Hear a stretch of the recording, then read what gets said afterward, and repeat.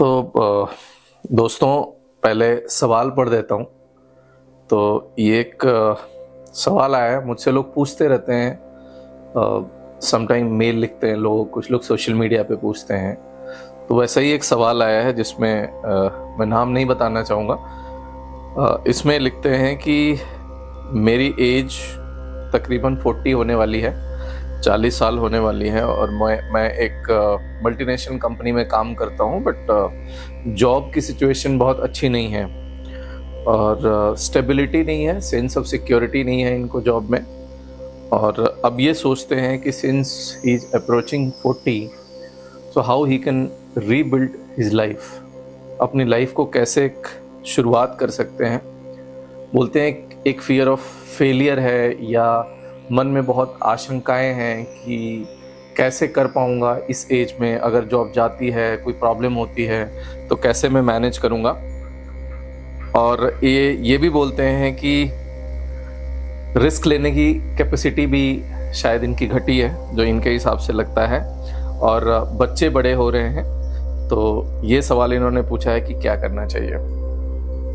दोस्तों, ये परेशानी सिर्फ इनकी नहीं है, इनके जैसे बहुत सारे लोग हैं जिनको लगता है कि लाइफ 35, 36 या 40s के बाद आप अपने लाइफ को रीशेप नहीं कर सकते, रीबिल्ड नहीं कर सकते।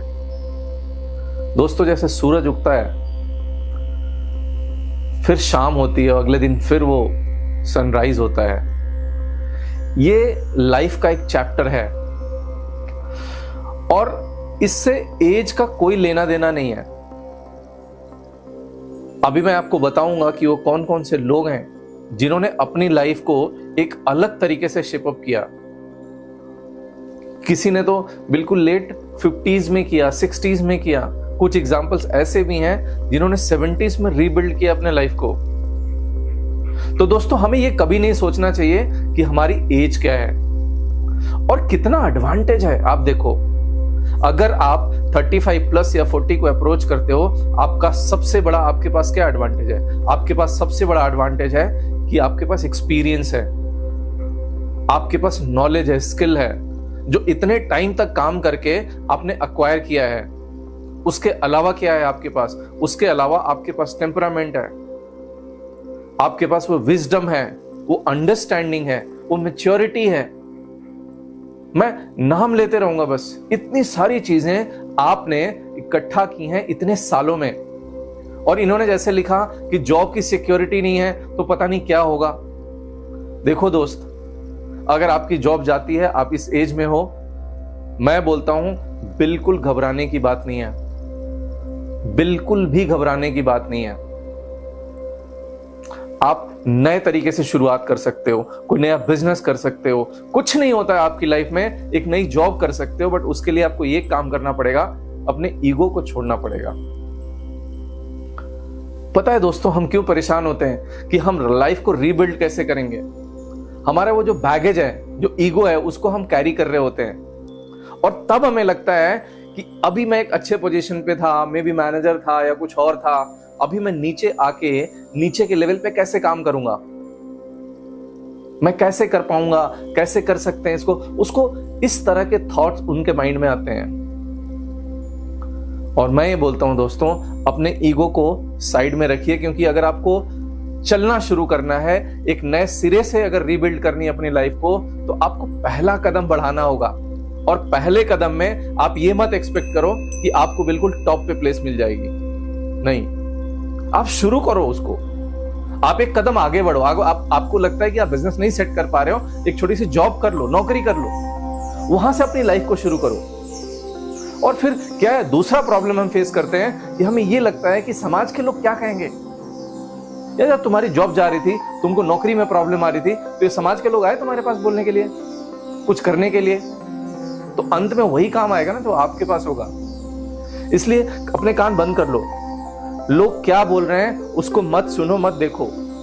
आपने क्या करना है, एक नई शुरुआत करनी है, एक नए तरीके से शुरू करना है लाइफ को, और हिम्मत को नहीं हारना है, हौसला नहीं हारना है, चलना है। और चलोगे, एक एक कदम बढ़ाओगे, मंजिल तक पहुंचोगे और फिर से बिल्ड कर लोगे, और ये भी चांसेस हैं कि पहले जो लाइफ थी ना उससे कई गुना बेहतर बना सकते हो अपने जीवन को। ये आपके हाथ में है। मैं हमेशा कहता हूं, अपने स्टूडेंट्स को भी कहता हूं, जो भी जहां भी जिस सिचुएशन में ऐसे लोग होते हैं, अगर मेरे से सजेशन लेते हैं, आपने जैसे पूछा, मेरा सबसे बड़ा जवाब यही होता है कि 2 फैक्टर्स हैं। पहला, अपने ईगो को छोड़ दो। दूसरा, लोग क्या कहेंगे इसको छोड़ दो और निकल पड़ो जीवन के सफर पे। जो इंटरेस्ट है, जो स्किल है, इतने टाइम में, इतने समय से जो आपने जॉब की है, उसमें बहुत सारे स्किल आपने अक्वायर किए होंगे, बहुत सारी लर्निंग होगी, उसको आप कहीं अप्लाई कर सकते हो। कोई नया छोटा सा धंधा, थोड़ा सा बिजनेस शुरू कर सकते हो आप। हो सकता है कि स्टार्टिंग में वो लो स्केल पे हो, एक छोटे लेवल पे हो। It is all right. आपको किसी से सर्टिफिकेट लेने की जरूरत नहीं है, या आपको किसी के सामने प्रूव करने की जरूरत नहीं है। आप ये सब दिमाग से निकाल दो और जीवन में हमेशा पॉजिटिविटी के साथ बढ़ो। दोस्तों, KFC के जो फाउंडर थे, कॉलोनल सैंडर्स, 65 प्लस के एज में थे। जिसको भी जाके अपनी रेसिपी समझाते थे, बोलते थे बेकार है। 65 प्लस जब हुए तब उनको ब्रेक मिला और उन्होंने कितनी बड़ी कंपनी खड़ी कर दी। आप देखो कितनी ताकत है उसमें, कितनी पावर है। मैंने आपको कॉलोनल सैंडर्स का एग्जांपल दिया। दोस्तों, मैकडी जैसे शुरू हुआ था। मैकडी स्टार्टिंग में जो उसका स्केल था वो बहुत लोअर लेवल पे था। बाद में जिस पर्सन ने उसको खड़ा किया, एक्चुअली उनको लेट 40s में वो सक्सेस मिली। इंडिया से मैं कुछ एग्जांपल देता हूं आपको। बोमन ईरानी, इतने वर्सेटाइल एक्टर। मुन्ना भाई MBBS के पहले उनको बहुत कम लोग जानते थे, तो वो 40s में थे। पहले उन्होंने स्टार्ट किया था एक बेकरी की शॉप से, वेफर्स बेचते थे। वहां से उन्होंने शुरू किया, अपनी लाइफ को बिल्ड किया और लेट 40s में वो फेमस हुए। आज today he is one of the best actor in Bollywood. दूसरा एग्जांपल आपको देता हूं बॉलीवुड से ही, Neena Gupta. She is now 60 plus, but जो उनको फेम मिला उनके लेट 50s में, या मैं कहूं कि स्टार्टिंग में मिला, जो 50s में थी, तब उनको वो फेम मिला, वो नेम मिला। वो तब सोचती कि अब मेरी एज हो गई है, अब मुझे करने की जरूरत नहीं है, तो वो आगे बढ़ पाती? कभी नहीं बढ़ पाती। तीसरा एग्जांपल, धीरूभाई अंबानी। धीरूभाई अंबानी ने अपने लेट 30s या 40s में जाकर के उन्होंने एज अ, जो ट्रेडिंग करते थे, वहां से उन्होंने शुरू करके एक बिजनेस को बिल्ड किया। वो भी उनके लेट 30s और स्टार्टिंग में ही था 40s के। दोस्त, Milind Soman was a model. अपने लेट 40s में उनको आयरन मैन भी कहा जाता है, जो इतने सारे मैराथन वो दौड़ते हैं। कितना फेम है उनको अपनी फील्ड में। कब शुरू किया उन्होंने? लेट 40s में वो फेमस हुए, लेट 40s में वो बना। और ऐसे बहुत सारे एग्जाम्पल्स हैं दोस्त। हमारे प्रधानमंत्री, इनका भी अगर पॉलिटिकल करियर आप देखोगे तो एक्चुअल जो मैं बोलूं कि रूल में या एक एडमिनिस्ट्रेटर के तौर पे इनकी एंट्री 40s में हुई गुजरात से। आज हमारे देश के प्रधानमंत्री हैं। और ऐसे बहुत सारे एग्जाम्पल्स मैं आपको दे सकता हूं। और दोस्त, जैसे वो बोलते हैं ना कि करियर के स्टार्टिंग के 5 इयर्स आपके लर्निंग होते हैं, नेक्स्ट 5 इयर्स अर्निंग होते हैं, देन 5 इयर्स ड्रीम होते हैं। तो जो ड्रीम वाला सेगमेंट है वो कब आता है? जब आप 40s में आते हो।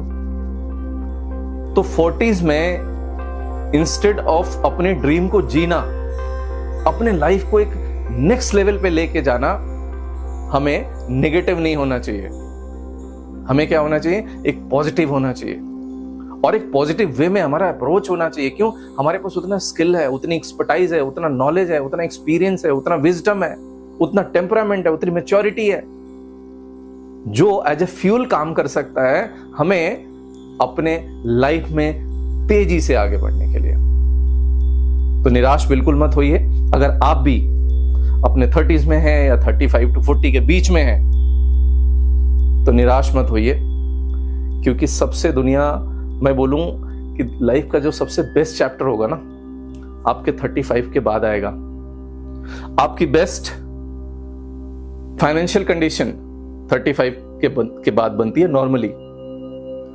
आपके बेस्ट जो बोलते हैं इंटेलेक्ट या नॉलेज, एक्सपीरियंस 35 के बाद ही आती है। आपकी बेस्ट स्टेबिलिटी, मैच्योरिटी, सिंसियरिटी वो 35 to 40 में ही आती है।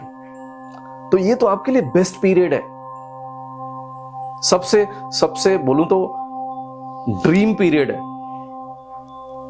इसको एंजॉय कीजिए, आनंद में रहिए और उम्र को मत सोचिए।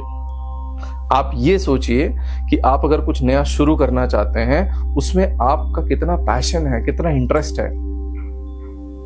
तो अगर आपकी जॉब जाती है, मैं इनके केस में बात कर रहा हूं कि अगर इनकी जॉब जाती है, हालांकि इनसे ऑलरेडी इनकी काउंसलिंग मैंने एक बार कर चुका हूं मैं और he is quite settled now, but चूंकि ये लगा कि ये टॉपिक बहुत इंपॉर्टेंट है और इस पे मुझे एक वीडियो बनाना चाहिए, इस वजह से दोस्तों मैंने ये वीडियो बनाया, ताकि हो सकता है कि आप में से भी बहुत सारे लोग ऐसे होंगे जो अपने 35 में होंगे या 35 से 40 के बीच में होंगे या उस एज को अप्रोच करने वाले होंगे। तो याद रखना, best is yet to come, और वो best period, best age, best phase of life वही है। तो अपने जीवन को आनंद से चलाइए और नई नई चीजें सीखने की कोशिश कीजिए। और जैसे मैंने बोला, अगर आपका इंटरेस्ट है, पैशन है, अगर आपको खुद पे ट्रस्ट है, खुद पे विश्वास है कि आप जो करोगे उसमें पूरी मेहनत, पूरी ईमानदारी से, पूरे लगन से उस काम को कर सकते हो, तो आपको कोई भी नहीं हरा सकता है। तो दोस्तों, चैनल को अगर सब्सक्राइब नहीं किया है तो प्लीज जल्दी से चैनल को सब्सक्राइब कर लो, बेल आइकन को प्रेस कर दो, सो दैट मेरी वीडियोस का नोटिफिकेशंस आपको मिलता रहे। ठीक है, नमस्कार।